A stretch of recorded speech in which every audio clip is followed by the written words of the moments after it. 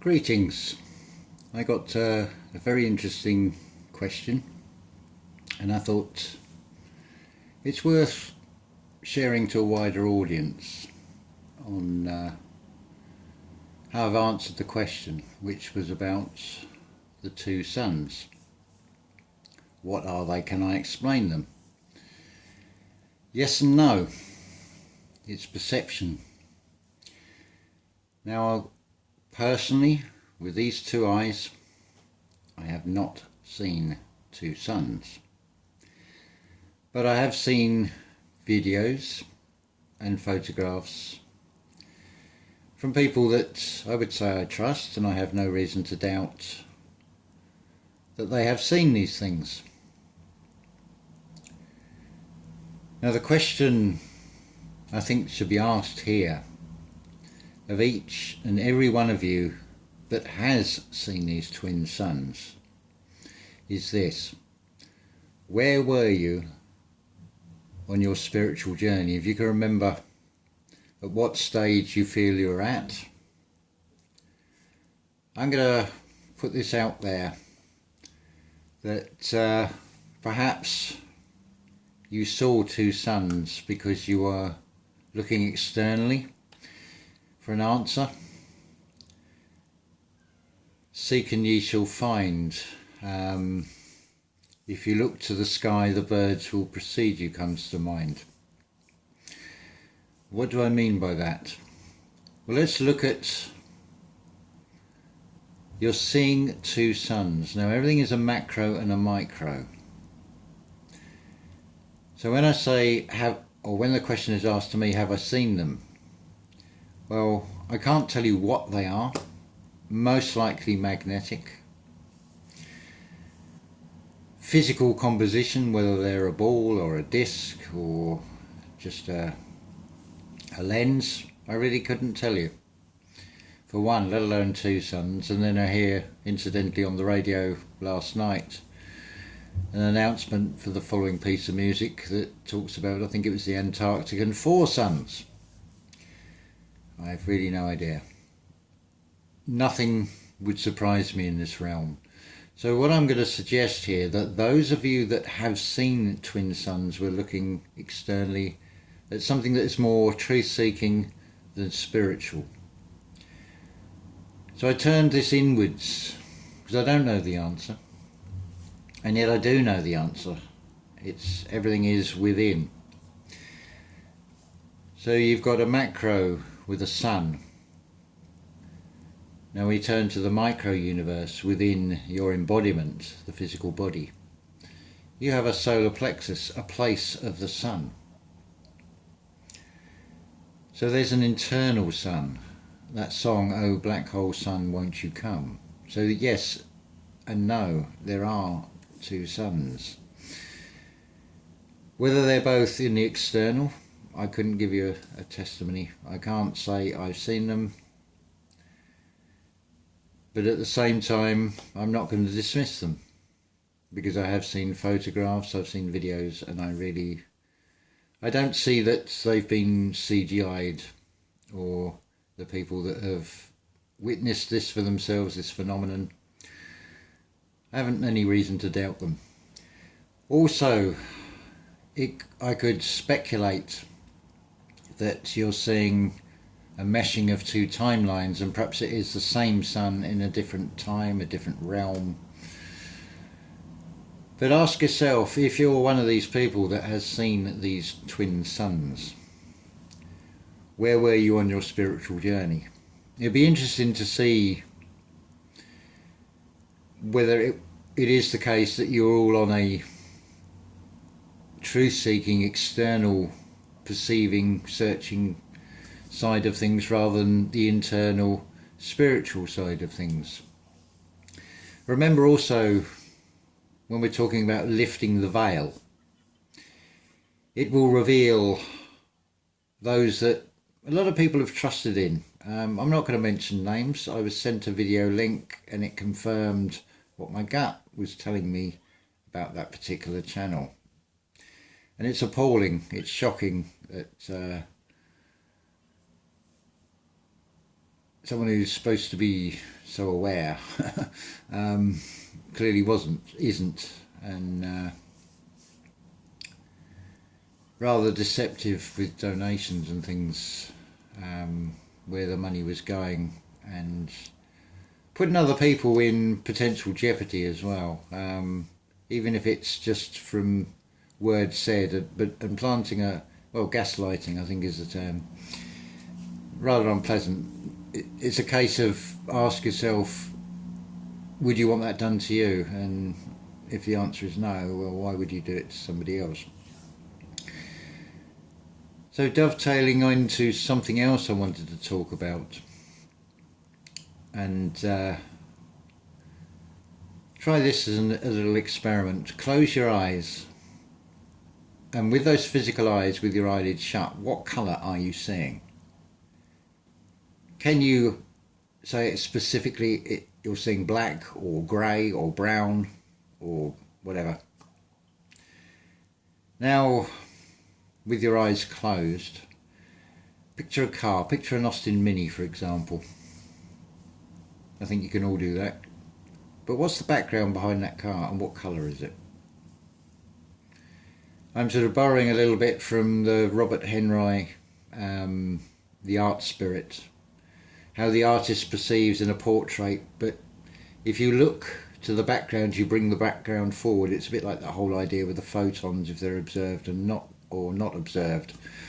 So I think also you'll see the huge difference between what you're seeing with the physical eyes when they're closed and what you're seeing with the mind's eye, and how different a realm that is, how it is so non-specific. I mean, you're picturing this Austin Mini in your head. Well, can you measure it? Can you tell me in feet and inches how big this car is? What's the wheelbase? What's the width? What's the height of it? You can see where this reality's solid, dense experience is very different from the experience in the mind. Lovely, the sun's come out. I say out, it's just from my perspective. The clouds have moved, of course. But interesting thing as well, you feel that difference, you feel that instant warmth, but is it warmth or is it just light? Because consistently most things that show people going up into higher altitudes have to put thicker clothing on, but surely if you're getting closer to the sun you should be getting warmer, because you can definitely feel the difference between when it goes into shadow behind a cloud and when it comes, you're in direct line of that sunlight. It feels warmer to the senses, the skin. But interesting when you start comparing the two with that one. So where does the heat come from? Is it the light is working like a laser and the heat's actually coming up from the ground, for example? Because certainly if it's stone it'll warm the ground up. What are we up to here? 8.5 minutes. Yes, going to be talking about stones and geology. Introduce you to another of the energy flow tribe, Serena, possibly on the next video. Plenty of ideas sort of just flowing, but going back again to that exercise with the picturing the Mini with the mind's eye, and then you're trying to see, have you even created a background, but what colour is that background to that car? And then the depth perception, the measurements, how that all changes. Where are we going with this? I have no idea. Yes, so it's a bit like you look at anything in this reality and you'll see that it is based on something spiritual. So it's talked about in terms of feng shui, in terms of a house, about keeping the attic clear, keeping things nice and neat in boxes, not just thrown up there so you can't find anything. And it applies also to the mind. And as I've said, you can't land a Boeing 777 on a cluttered runway. It has to be a clear runway. it's by not thinking. It's by just, when you can already do with the mind's eye, you picture things in your mind. So you can get pictures come into your mind that would appear out of nowhere, nothing to do with what your conscious mind is thinking of. You may be loading a washing machine, or I don't know, making toast or coffee or something, and then suddenly bing, you'll get this idea. Standing in the shower, you've got water flow, because water is memory, it is energy, everything is energy. So that flow, if you go with the flow, you may find you get these things come into the mind.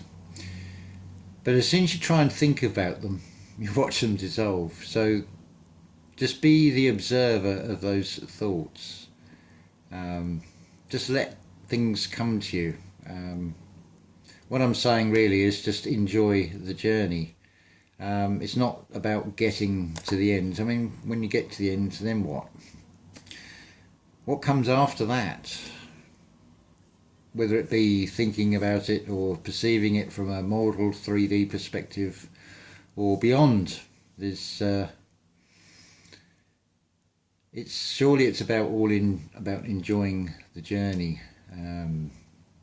watching it all unfold, taking part in it in various ways. I sent a link to Levette's Brightian channel, and yeah, it's very true. I agree entirely with what she says about thoughts and manifestation, and the cause and effect and the balance. If you create something here, what do you create the opposite somewhere else?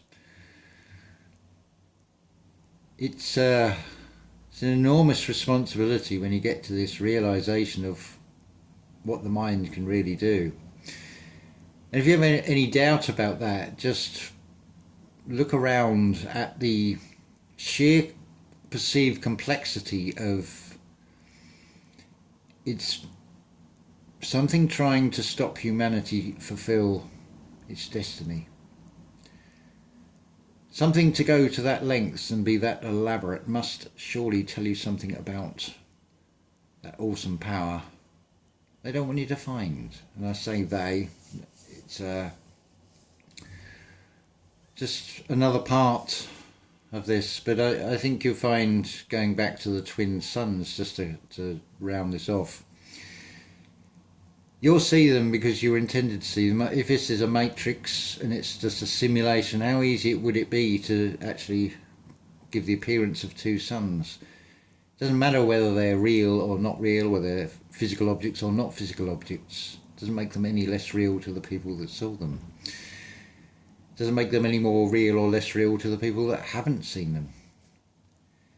The key here is to be open-minded to all possibilities, and not just think in terms of 3D. You can object to this world, and there's certainly many physical objects in this world. It's how we interact with this material background. The world is a stage, so pick a star role and pick many roles. Just play them.